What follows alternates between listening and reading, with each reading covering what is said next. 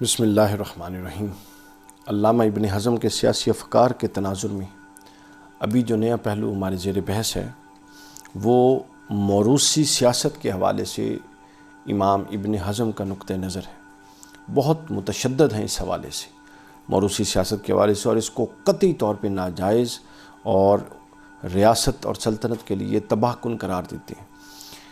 اور اس کو اجماعی عقیدہ فرماتے ہیں کہ اجماع ہے امت کا اس پر کہ سیاست میں موروثیت نہیں آئے گی۔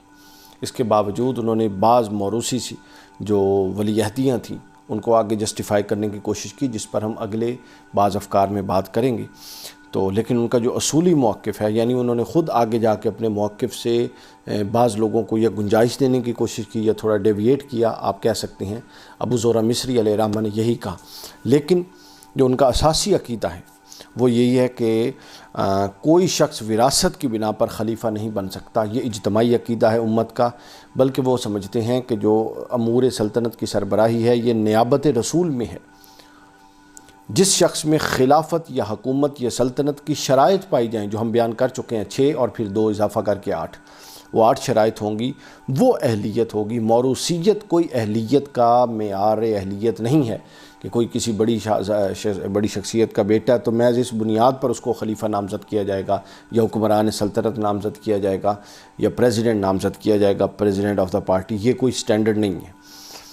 اور وہی اس کا اہل ہوگا جس کے اندر وہ بنیادی اہلیت ہے جس کو ہم نے بیان کر دیا۔ 8 اہلیتیں میں نے بیان کی، مختصراً میں دوبارہ ریپیٹ کر دیتا ہوں۔ پہلی اہلیت ان کے نزدیک یہ تھی کہ بالغ اور باتمیز ہو، تمیز کر سکے حق و باطل میں۔ دوسری یہ تھی کہ مرد ہو، تیسری یہ تھی کہ مسلمان ہو، چوتھی یہ تھی کہ دعوت کتاب و سنت پر مصائب و آلام کو برداشت کر سکے۔ 5ویں یہ تھی کہ دینی فرائض کا عالم ہو اور متقی ہو۔ دینی فرائض میں پھر اس کی ریاست کی معاشی پالیسی، ریاست کی تعلیمی پالیسی، تربیت کی پالیسی، ریاست کی داخلی پالیسی، ریاست کی خارجی پالیسی، اور ریاست کے جو باشندے ہیں ان کے لیے اس کے لیے ان کے تحفظ کے لیے اور ان کی بقا کے لیے اس کے پاس پلان ہو۔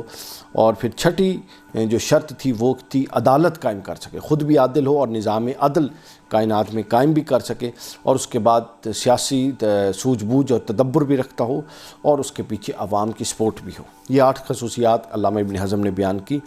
تو فرماتے ہیں کہ یہی معیار ہے، موروثیت کہیں بیان نہیں کی، نہ وہ کبھی معیار ہے نہ بن سکتی ہے۔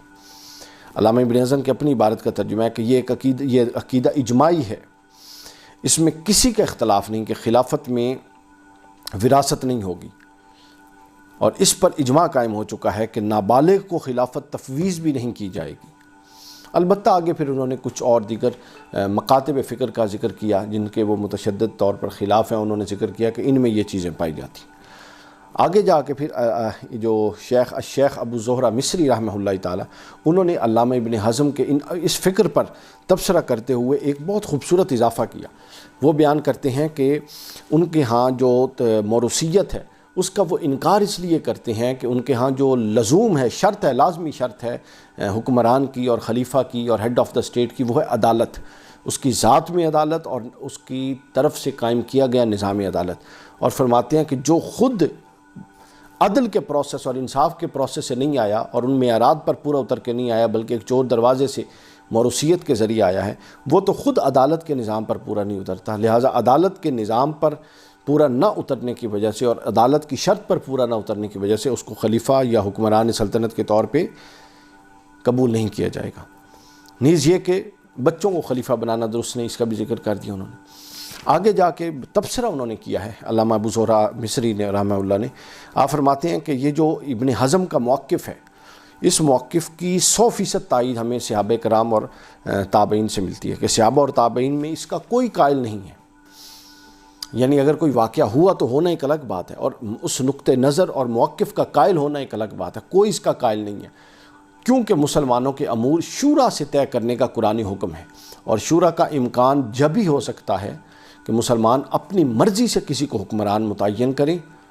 اور وہ جبری وراثت کے ذریعے ان پر خلافت کے طور پہ یا حکومت کے طور پہ ٹھونسا نہ جائے۔ آگے پھر کہتے ہیں کہ امت مسلمہ میں جتنی خرابیاں سیاسی نظام میں اور پھر سیاسی نظام میں جتنی خرابیاں موروثیت کے ذریعے آئے ہیں، اتنی خرابیوں کی کوئی اور وجہ نہیں ہے۔ مسلمانوں میں انارکی کا دورہ، مطلق و نانان حکومتیں اور نابالغ بچوں کے ہاتھ میں حکومتیں، اول سے لے کر آخر میں بنو امیہ سے لے کر آج تک جتنی خرابیاں اس میں ہوئی ہیں، اس کے اندر اس کا بڑا اہم رول ہے۔ آگے فرماتے ہیں کہ قیام بر و تقوی، یعنی نیکی اور تقوی کے جو حکم پر جو قیام جو حکمرانوں کا فرض ہے،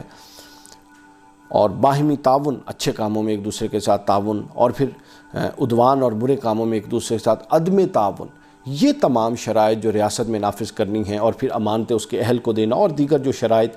امور ریاست سے متعلق قرآن و سنت میں موجود ہیں، یہ ساری چیزیں ایک وہ شخص جو موروثیت کے ذریعے بغیر کسی اہلیت اور بغیر کسی معیار کے آگے آیا ہے، وہ شخص کبھی ان شرائط پر پورا نہیں اتر سکتا۔ لہٰذا یہ وہ تباہی ہے جس کا آج ہم شکار ہیں۔ پاکستان کی ہر سیاسی جماعت کم و بیش، اور خاص طور پہ جو لیڈنگ اور جو حکومت میں جماعتیں ہیں، اپوزیشن میں جماعتیں ہیں، ان کے اندر تو یہ چیز کثرت سے پائی جاتی ہے، اور یہی ان کی تباہی کا مطلب پاکستان کی تباہی کا ذریعہ ہے۔ دیکھیے کہ بڑے بڑے سیاستدان، مدبر لوگ، سوجھ بوجھ رکھنے والے لوگ چھوٹے چھوٹے بچوں کے آگے ہاتھ باندھ کے کھڑے ہوتے ہیں کہ یہ بڑے ہوں گے اور ہمیں لیڈ کریں گے۔ اللہ کی شان ہے، وہ ٹھیک ہے کہ لیڈر کے جو آگے ہوتی ہے نسل، ان کی ہاں قبولیت اپنی جگہ پر ہے، لیکن کیپیبلٹی کو اگر نظر انداز کر کے آپ اس چیز کو لیں گے تو پھر یہ موروثیت بن جائے گی۔ ہاں، جہاں پر کیپیبلٹی اسی لیول کی ہو اور وہ اس کو آگے کیری آن کر رہی ہو، اور اس میں کوئی فتنہ فساد اور وہ غرض و غایت والی بات نہ ہو، تو پھر اس کا